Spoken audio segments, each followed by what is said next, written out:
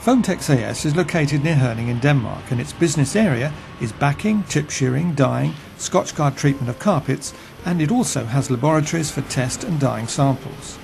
Using extruded polypropylene to glue together the carpet and backing, Foamtex is able to produce carpets matching traditional latex carpet quality. This process saves 70% on energy consumption, uses no water, and is more transport cost effective because of the carpet's lower weight. The PP offcut is put straight into the Model 306. Works manager Uffe Skov Olesen explains.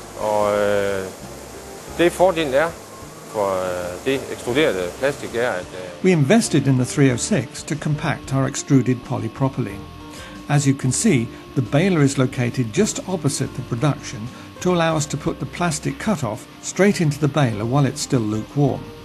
Lukewarm means more plastic will fit into the baler, resulting in some really dense bales.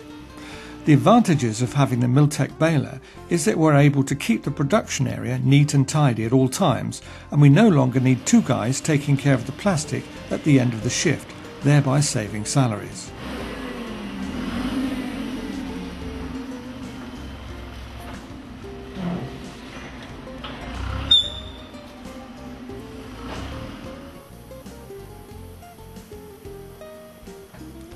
We have another baler from Mil-tek, a smaller Model 205, to compact our granulate bags, and both these bags and the extruded PP is being reused in our production, cutting our raw material expenses.